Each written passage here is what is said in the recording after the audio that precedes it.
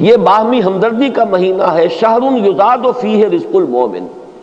اور یہ ایسا مہینہ ہے کہ جس میں مومن کے رزق میں برکت ڈال دی جاتی ہے، مومن کا رزق بڑھا دیا جاتا ہے۔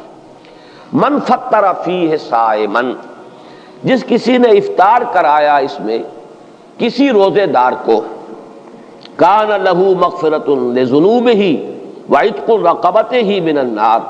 تو وہ اس کے لیے اس کے گناہوں کی مغفرت کا سبب بن جائے گا اور اس کی گردن کے آگ سے چھٹکارا پانے کا ذریعہ بن جائے گا،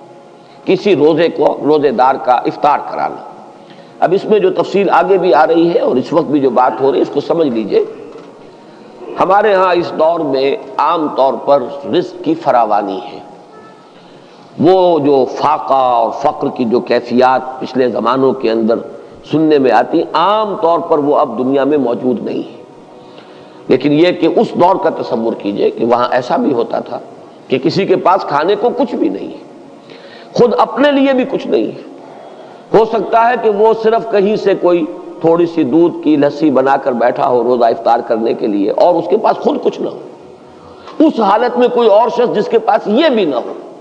اگر اس کے پاس آتا ہے تو وہ اپنے اس تھوڑی سی لسی میں سے اگر اپنے کسی اور بھائی کو بھی کچھ پلا دیتا ہے 2 گھونٹ، تو اس کا جو اجر و ثواب اس وقت اس پس منظر میں ہے اس کو ذہن میں رکھیے۔ باقی ہمارے ہاں جو بھی اس وقت ریل پیل ہے، اس ریل پیل میں اگر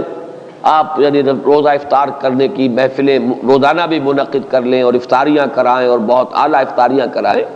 تو اس کو اس حساب میں شمار نہ کیجیے۔ بہرحال وہ اپنی جگہ پر ہے، اس کو انسان احباب کے ساتھ محبت کے اضافے ہی کے لیے کرتا ہے، اور وہ محبت خالص اللہ کے لیے، اللہ کے دین کے لیے، اس کا اپنی جگہ پر اجر و ثواب ہوگا۔ لیکن یہ جو اجر و ثواب یہاں بیان ہو رہا ہے اور جس درجے کا اجر و ثواب بیان ہو رہا ہے، اس کے لیے اس قسم کے پس منظر کو سامنے رکھنا ضروری ہے، ورنہ یہ بہت مبالغہ سا معلوم ہوتا ہے کہ اتنی سی بات کے اوپر اتنا بڑا اجر و ثواب، لیکن اس کو اگر اپنے اوپر انسان طاری کرے، جیسا کہ آتا ہے بہت سے صحابہ کے بارے میں، انہیں تو فاقے ہوتے تھے، اور کئی کئی وقت کے فاقے، اصحاب صفہ خاص طور پر، کہیں سے کچھ آگے آئے تو کھا لیا ہے، نہیں آیا ہے تو کئی کئی وقت کے فاقے ہو رہے ہیں۔ حضرت ابو ہریرہ فرماتے ہیں رضی اللہ تعالی عنہ، کیونکہ وہ بھی اصحاب صفہ میں شامل تھے، کہ ایسا بھی ہوتا تھا کہ کئی کئی وقت کے مسلسل فاقے کی وجہ سے غشی طاری ہو جاتی تھی، لیکن لوگ یہ سمجھتے تھے کہ شاید انہیں مرگی کا دورہ پڑا ہے، لہذا وہ گردن پر پاؤں رکھ کے اور دباتے تھے۔ یہ کیفیت بھی وہاں پر ہوتی تھی، چونکہ اللہ تعالیٰ نے جو نظام محمد الرسول اللہ صلی اللہ علیہ وسلم کو دیا، اس میں وہ جبری مساوات نہیں تھی، والنٹری تھا جو معاملہ تھا۔ جو زکوٰۃ ہے وہ فرض ہے، لیکن یہ کہ باقی صدقہ خیرات اپنے رزق میں دوسروں کو شامل کرنا، یہ لوگوں کے اپنے جذبے پر چھوڑ دیا گیا تھا۔ لہذا وہاں انصار کے ہاں عام طور پر یہ نہیں تھا کہ اسی قسم کے حالات پورے مدینے میں تھے۔ وہ واقعہ بھی آتا ہے کہ خود حضور صلی اللہ علیہ وسلم کو کئی وقت کا فاقہ تھا، لیکن ظاہر بات ہے کہ حضور کسی کے سامنے دست سوال دراز کرنے والے تو نہیں تھے۔ اتنے میں حضرت ابو بکر آ جاتے ہیں، ان کی کیفیت بھی وہی ہے، حضور نے دیکھ لیا، چہرے سے مشرے سے اندازہ ہو جاتا ہے کہ فاقہ ہے۔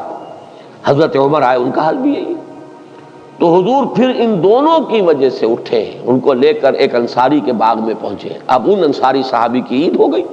کہ حضور تشریف لائے، وہ دوڑے فوراً باغ میں سے کچھ انگوروں کے خوشے، کچھ اور چیزیں لا کے فوراً رکھی، اور پھر چھری ہاتھ میں لے کر دوڑے لپکے کہ کسی جانور کو ذبح کرے اور پھر یہ کہ ضیافت کا اہتمام کرے۔ تو حضور نے فرمایا دیکھنا کہ کسی دودھ دینے والے جانور کو ذبح نہ کرنا، کوئی اور نہ ہو اور بکری ہی ہو اور وہ دودھ دیتی ہو اور بچوں کے لیے وہ ایک ذریعہ بنتا ہو اور تم اس کو ذبح کر دو۔ بہرحال اس کے بعد انہوں نے، جیسا کہ آپ کو معلوم ہے کہ وہاں گوشت اس طرح تیار نہیں ہوتا تھا، وہ تو بس یہ کہ اس کو گوشت کو تیار کیا اور سیکا آگ کے اوپر، اور گوشت تیار ہے کھانے کے لیے۔ تو وہ حضور نے بھی تناول فرمایا، حضرت ابو بکر نے، حضرت عمر نے، اور پھر حضور نے فرمایا روٹی کا تھوڑا سا ٹکڑا لے کر اس پر چند بوٹیاں رکھ کر کہ یہ عائشہ کو بھی دے آؤ، اسے بھی کئی وقت کا فاقہ ہے رضی اللہ تعالیٰ۔ ان حالات کو دیکھیے کہ اس میں یہ کیفیت ہے کہ ایک آدمی جبر کر رہا ہے، اس نے فرض کیجئے کہ اس سحری کے وقت بھی اسے کچھ نہیں ملا ہے، روزہ ایسے ہی رکھ لیا ہے، اب روزے کے افطار کے وقت اسے کوئی شے جو ہے میسر آ گئی ہے، اس کو لے کر وہ بیٹھا ہے کہ دیکھتا ہے کہ کوئی اور ساتھی، کوئی اور دوست، کوئی اور مسلمان بھائی ایسا بھی ہے جس کو یہ بھی میسر نہیں۔ اب اس میں سے وہ چند گھونٹوں میں سے چند گھونٹے پلا دینا، اگر ایک گلاس کسی کے پاس ہے تو اس میں سے 2 گھونٹ پلا دینا واقعتاً اس کا اجر و ثواب جو ہے وہ وہی ہوگا جو حضور صلی اللہ علیہ وسلم بیان فرما رہے ہیں۔ تو فرمایا من فطر فیہ صائما کان لہ مغفرۃ لذنوبہ وعتق رقبتہ من النار وکان لہ مثل اجرہ من غیر ان ینتقص من اجرہ شیء، اور اس افطار کرانے والے کو بھی روزہ رکھنے والے کے برابر ثواب ملے گا، بغیر اس کے کہ اس روزہ رکھنے والے کے ثواب میں کوئی کمی ہو۔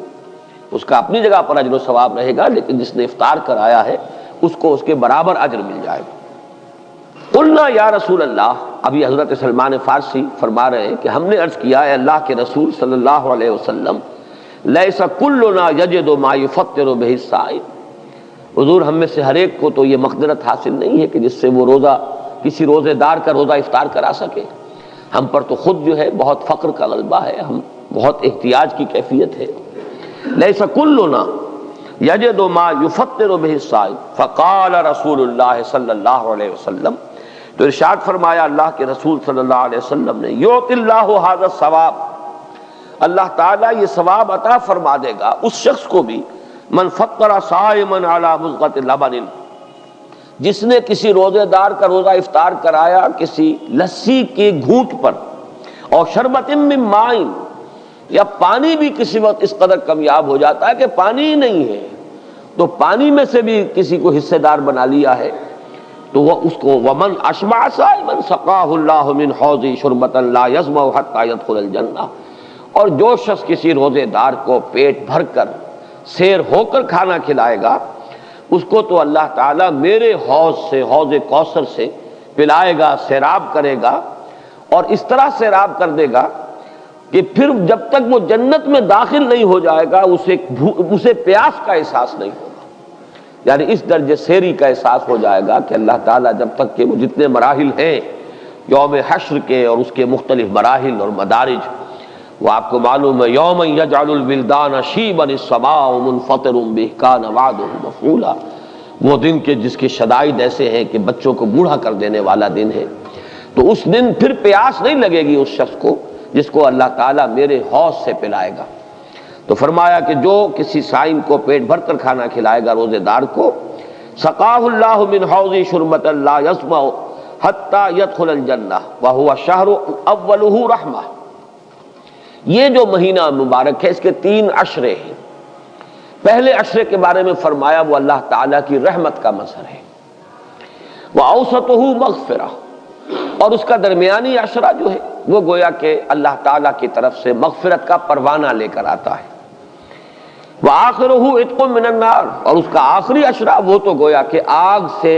مستقل چھٹکارا پا جانے کا پروانہ ہے۔ وَمَنْ خَفَّفَ عَن مَمْلُوكِهِ فِيهِ غفر اللہ لہ وَاعْتَقَهُ مِنَ النَّارِ، اور جو شخص اس ماہ مبارک میں اپنے کسی غلام کی مشقت میں کمی کرے گا، تخفیف کرے گا، تو اللہ تعالیٰ اس کی مغفرت فرمائے گا اور اسے